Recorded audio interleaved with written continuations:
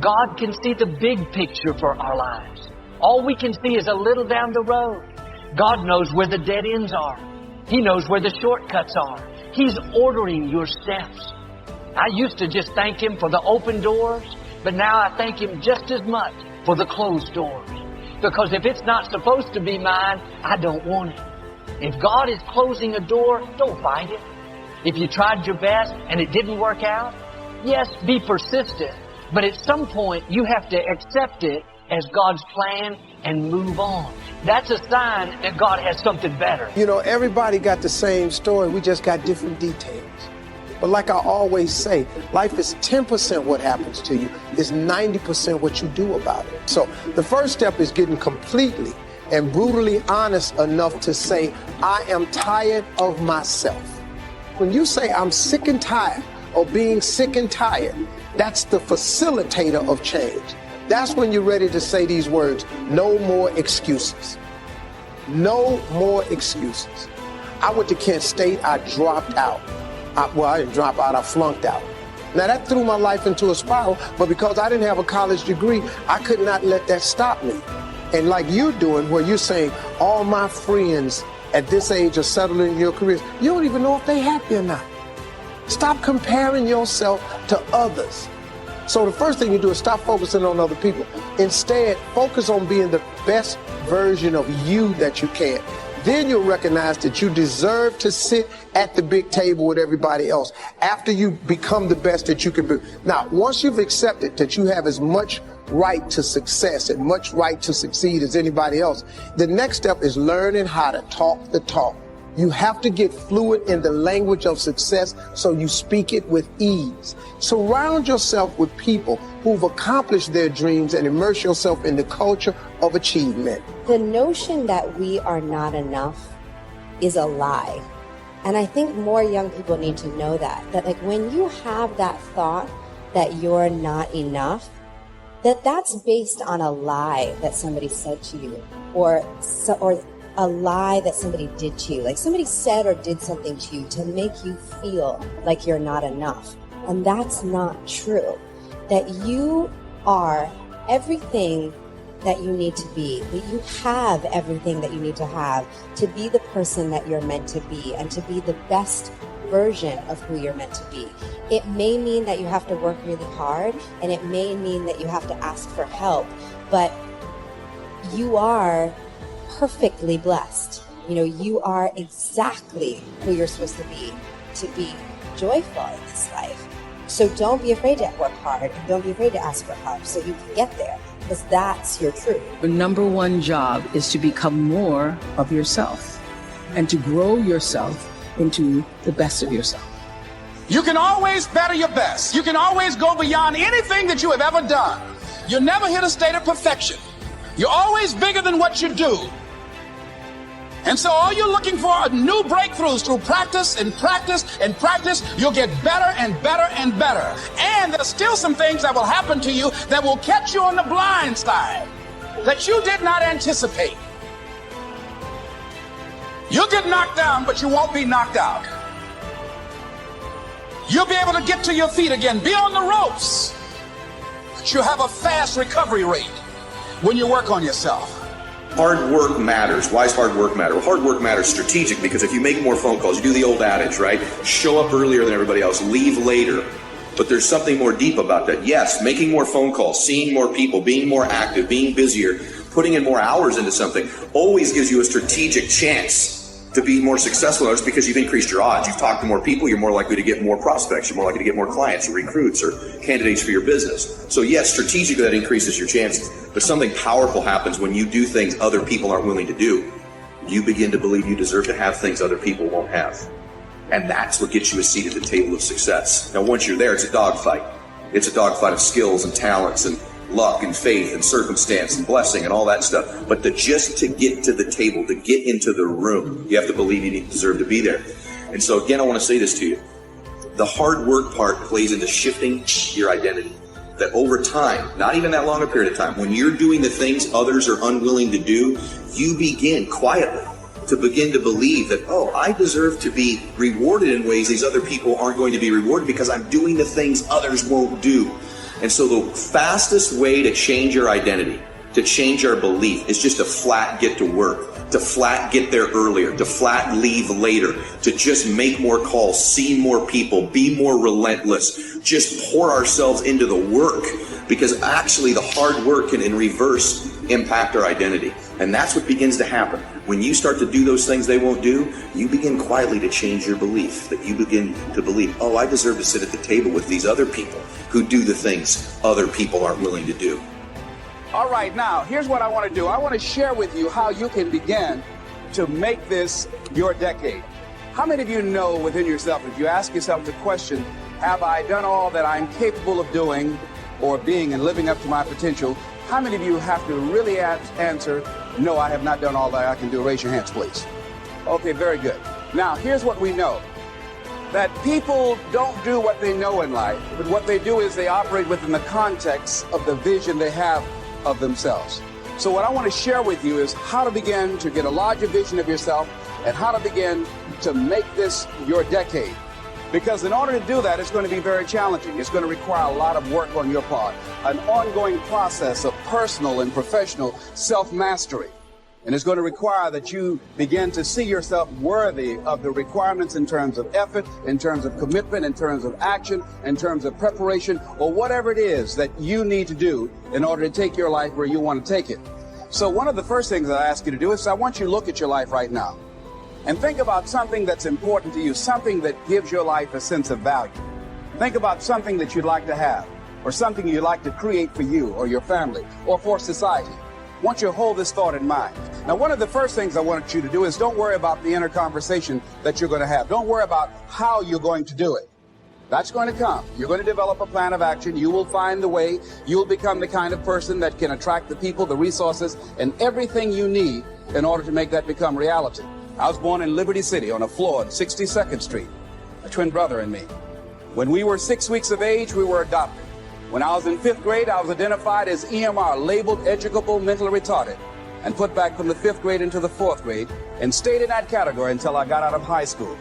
I have no college training, but here's what happened.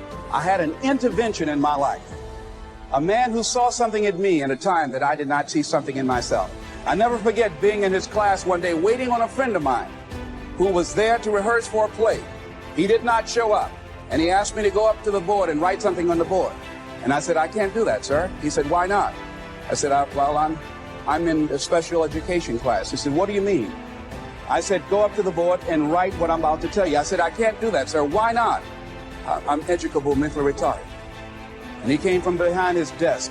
He said, don't ever say that again. Someone's opinion of you does not have to become your reality. And that changed my life. It was Oliver Wendell Holmes who said that once a person's mind is expanded with an idea or a concept, it can never be satisfied to going back to where it was. So some of you are going to experience a breakthrough. Some of you are going to go back and look at your dreams and brush them off. Some of you are going to begin to look at yourself and say, hey, look here, I know I have not done all that I can do. Whatever goal that you have in mind, I want that to be a goal that will challenge you, something that will make you stretch. It was Osborne who said, unless you attempt to do something beyond that which you've already mastered, you will never grow.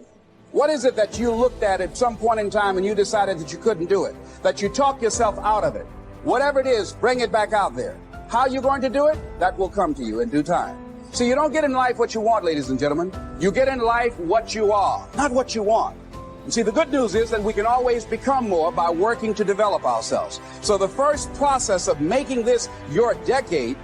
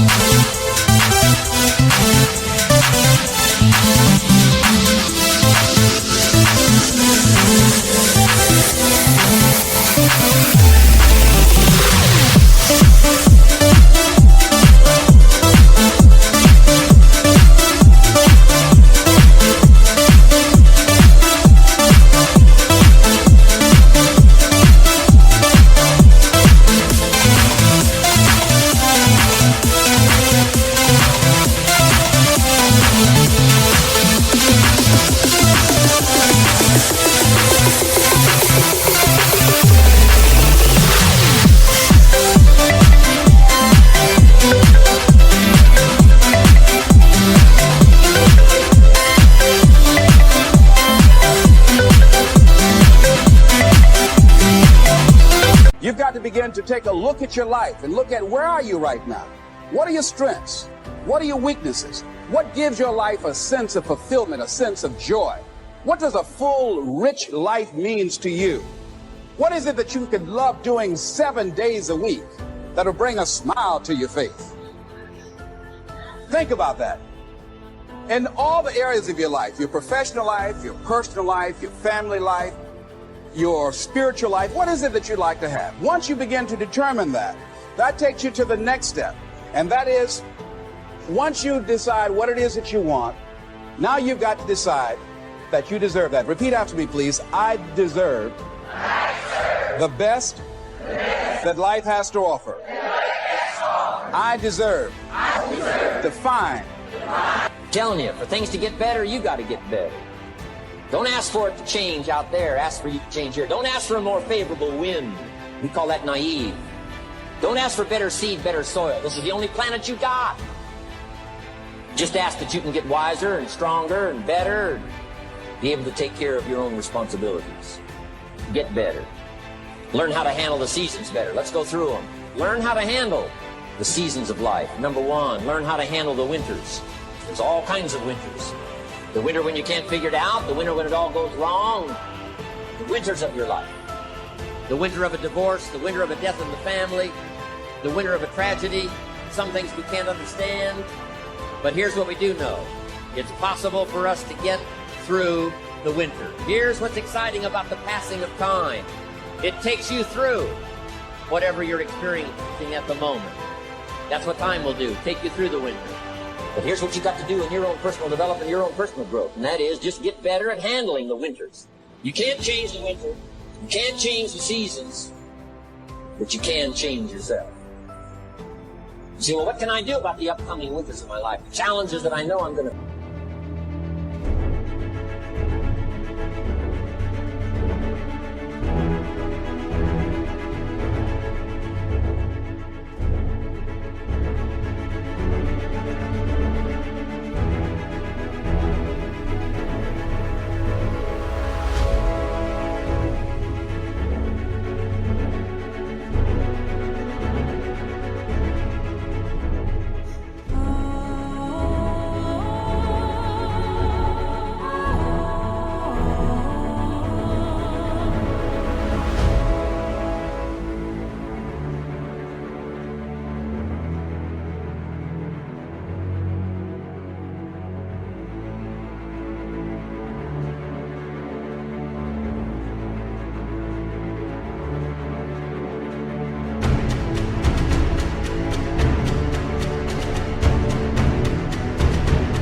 Here's what you can do.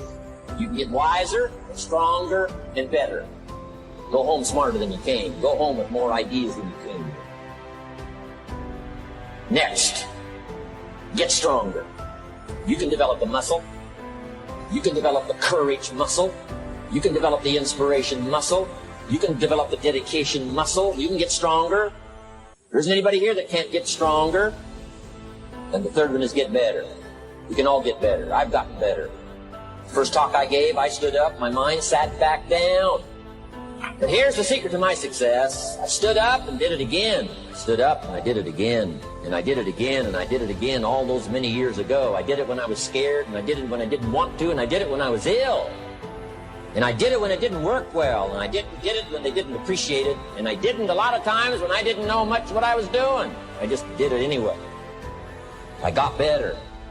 I got better day by day and week by week and month by month, and I'm asking you to do the same thing until you can develop a long arm and a long reach, until you can develop influence that won't quit. Touch people next year you couldn't touch this year.